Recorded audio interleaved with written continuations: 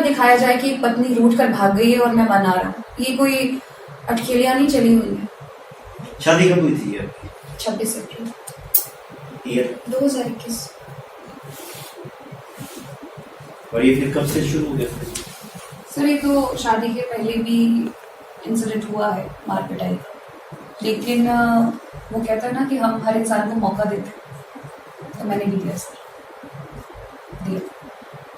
सवाल मेरा बस इतना सा है कि क्या अगर एक औरत किसी व्यक्ति को, चाहे वो उसका हस्बैंड ही क्यों ना हो, अगर किसी चीज के लिए मना कर रही है कि वो आपके साथ नहीं रहना चाहती बिकॉज ऑफ द रीजंस जो कि साफ साफ है, प्रताड़ना हुई है, पहले सब कुछ हुआ है, सब जानते हैं, तो क्या एक औरत को समय लेने का अधिकार नहीं है?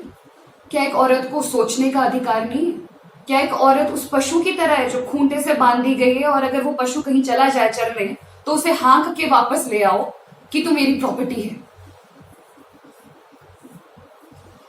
डिस्ट्रिक्ट कोर्ट में भी डिले के टैक्स हुए सेपरेशन के लिए, हाई कोर्ट में वो केस अब जो है अप्रैल तक लटक चुका है। ये सारी की सारी स्टॉकिंग, हैरेसमेंट, जितनी भी चीजें मेरे साथ हुई हैं, दिसंबर में मुझे मजबूरन इनके खिलाफ रिस्ट्रेनिंग ऑर्डर लेना पड़ा है। मैंने रिस्ट्रेनिंग ऑर्डर के लिए अप्लाई किया है 14 तारीख को, अभी जो 14 जनवरी है यानी कल, जुडिशियल मैजिस्ट्रेट फर्स्ट क्लास धर्मशाला में जो है वहां पे हियरिंग है श्रीमान जी की। तो मुझे इस मोमेंट पे यहां तक आना पड़ा because of him. My point is कि मैं कुछ भी कर लूं, मैं अपने आप को कैसे भी जोड़ लूं, मैं कैसे भी चलने की कोशिश करूं, बट मैं डिग्निटी के साथ इस समय जॉब नहीं कर पा रही, मैं ट्रेनिंग नहीं कर पा रही, मैं परेशान रहती हूँ क्योंकि पब्लिक का नैरेटिव अपने आप में डिसाइड किया हुआ है। मुझसे जितनी बार मिलने की कोशिश की गई, फोटोज खींच ली गई, ये दिखा दिया गया कि सब कुछ ठीक है। आप श्रीमान जी की डीपी चेक करेंगे तो उसमें फोटोज ऐसी ऐसी हैं, पुरानी नहीं, ये दिखाने के लिए कि हम दोनों साथ हैं, हम दोनों ठीक है। ये सब क्यों हो रहा है? अगर ठीक है तो आज के वक्त में आप लोगों के सामने क्यों बैठी? अगर वो इतने सभ्य और इतने सुशील हैं, अभी उन्होंने कुछ समय पहले अपॉलॉजी भी आप लोगों ने देखा होगा ऑनलाइन डाली है, अगर वो इतने सच्चे हैं तो आज मैं यहाँ क्यों?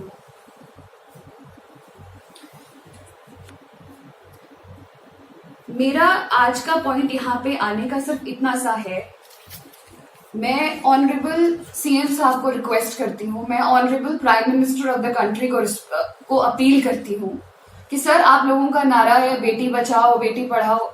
सर, बेटी को बचाएंगे, बेटी को पढ़ाएंगे भी, पर बेटों को समझाना बहुत जरूरी है। अगर बेटे कुछ गलत कर रहे हैं, हैरेसमेंट कर रहे हैं, उनको समझाना, डांटना बहुत जरूरी है सर, बहुत जरूरी है, क्योंकि मनमानी नहीं हो सकती सर। जो पावर का अब्यूज धर्मशाला में हो रहा है, मैं नहीं जानती कितनी लड़कियां हैं, मैं तो शायद भगवान की कृपा है कि मैं बोलने की हिम्मत रखती हूँ, लेकिन बहुत सारी लड़कियां हैं जो बोलती भी नहीं है उनके साथ क्या क्या हो रहा है, वो सिर्फ सहन कर जाती है। और वो क्यों? क्योंकि पावर में है व्यक्ति, उनके खिलाफ कोई भी नहीं बोलेगा। मेरे तक ये मैसेजेस आए जा रहे हैं कि तुम मीडिया में जाओ, तुम चाहे पुलिस में जाओ, तुम जहां मर्जी जाओ, अब बचा ही क्या है? क्योंकि डर ही नहीं है, डर ही किसी बात करने की, कोई उनको कोई बोलेगा। I appeal to honourable CM and PM, please इस प्रकार का जो पावर अब्यूज है उसे रोका जाए, चाहे वो धर्मशाला में है, चाहे वो हिमाचल में है, चाहे वो कहीं पे भी है। और एक और बात, I appeal to public as well, कि एक औरत बहुत कुछ सोच के समाज में सामने आती है, तो जब वो बोलने की हिम्मत रखती है तो आप उसकी इस हिम्मत को तोड़े ना। जब ये इंसिडेंट हुआ था तो उस समय लोगों ने कहा कि पहले मार खाई थी तो पहले क्यों नहीं बोले, फिर लोगों ने कहा कि अब मार खाई है तो अब वापस क्यों नहीं जाते। मतलब हर सिचुएशन में एक औरत को ही कॉम्प्रोमाइज के लिए बोला जाता है, औरत को ही एडजस्टमेंट के लिए बोला जाता है। But repeating my self again, ये स्टोरी औरत पुरुष की लड़ाई की नहीं है सर, ये गलत को गलत बोलने की है, नीति और अनीति की है। जितना हक श्रीमान को अपनी लाइफ में आगे बढ़ने का है, क्योंकि मैं उनको जाके परेशान नहीं कर रही हूँ, मैं उनको प्रेमिसेस में जाके एंट्री नहीं कर रही हूँ उनकी, वो जहां भी वो मीटिंग्स ले रहे हैं या जो कर रहे हैं, मैं रात को जाके उनके दरवाजे नहीं बजा रही हूँ। तो मेरे साथ भी ये नहीं होना चाहिए, मेरे साथ क्या किसी के साथ भी नहीं होना चाहिए। तो मेरी बस इतनी सी अपील है, सभी जितने भी हमारे बड़े बुजुर्ग हैं, जो इस प्रकार के पावर अब्यूज को रोक सकते हैं तो जरूर रोके, क्योंकि हम बहुत गलत मैसेज जो है वो समाज में दे रहे हैं। क्योंकि ये लोग चलो मैं औरों की बात नहीं करूंगी, श्रीमान जी दुनिया में जाके अच्छा चेहरा दिखाते हैं, लेकिन पीठ पीछे जो चीजें मेरे साथ हो रही है अगर मैं ये नहीं बोलूंगी तो मेरा पर्पस डिफीट है हर चीज का। और जहां तक बात है कोर्ट की, तो कोर्ट में ठीक है चीजें चल जा रही हैं। जैसे डिस्ट्रिक्ट कोर्ट में जो है फैसला मेरे लिए आ रहा था, वैसे ही मैं जानती हूँ देर सवेर हाई कोर्ट में भी आएगा। मैं जानती हूँ, मुझे पूरा विश्वास है। जुडिशरी की independence is a basic structure doctrine in the constitution, तो मैं जानती हूँ कि वो देर सवेर फैसला होगा। लेकिन फिर समाज के सामने सच्चाई खुल के रखते हैं ना, पीछे से नैरेटिव कुछ और है, आगे से कुछ और है, सब कुछ मैनेज है। क्योंकि मैं तो आज अकेली हूं यहाँ। इस प्रेस कॉन्फ्रेंस के रिलीज के बाद मैं जानती हूँ महाशय की सारी टीम जो है वो लग जाएगी इस चीज को संभालने में। कई लोग मुझे गालियां देना फिर शुरू करेंगे, पर मैं सिर्फ इतना बोलना चाहती हूँ कि जब इस बार आप गालियां लिखें तो प्लीज एक बार अपनी माँ का चेहरा जरूर याद रखना। इस बार आप गालियां लिखें तो अपनी बेटी का चेहरा जरूर याद रखना कि मेरी जगह आपकी बेटी भी हो सकती थी। मेरा जब फिजिकल अब्यूज खत्म हो गया तो साइकोलॉजिकल अब्यूज शुरू हो गया। मेरी शादी की वीडियोस, मेरी पुरानी नई वीडियोस जनाब अपने दोस्तों के थ्रू यूट्यूब चैनल पे लॉन्च कर रहे हैं। क्यों? क्या दिखाना चाह रहे हैं? ये एक सभ्य इंसान को शोभा नहीं देता। पुलिस अथॉरिटीज से ये मैसेज आया है कि आपके श्रीमान जी ने ये मैसेज भिजवाया है कि अगर एफआईआर करेगी तो 10 साल लटकाऊंगा। श्रीमान जी लॉ ग्रेजुएट हैं, वो भली भांति जानते हैं कि बातों को किस प्रकार से मैनिपुलेट करना है, साथ ही में राजनेता भी हैं। इन 2 स्टेटमेंट्स को सुनने के बाद कहीं ना कहीं मैं इस तरह की सिचुएशन में आई कि मुझे एफआईआर वापस लेने लगी, मुझे लेनी पड़ी, क्योंकि मैं किसी की रोजी रोटी पे लात मारना ये मेरे संस्कार नहीं है। किसी ने कुछ हासिल किया है तो अपनी मेहनत से हासिल किया है, जैसे मैंने किया है, जैसे श्रीमान जी ने किया है। मैंने एफआईआर वापस ले ली। उस वक्त मेरे एक मीडिया बाइट आई थी जहां पे मैंने ये कहा था कि मैं मेंटल पीस को प्रायोरिटी देती हूं और मैं इस तूफान को अभी हैंडल नहीं कर सकती।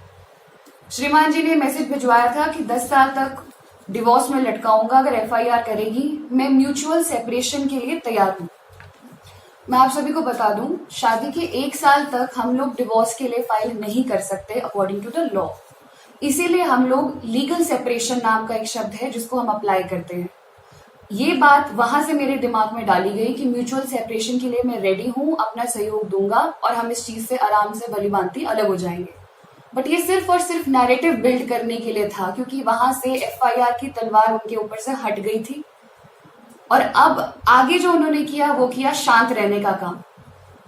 मीडिया में 2 दिन बाद ही एक न्यूज आई थी कि अब आया है, श्रीमान जी की स्टेटमेंट आई है, और वो स्टेटमेंट ये थी कि ओशन भी मुझे मेंटल टॉर्चर करती है। आप सभी ने सुना भी होगा, देखा भी होगा अखबारों में।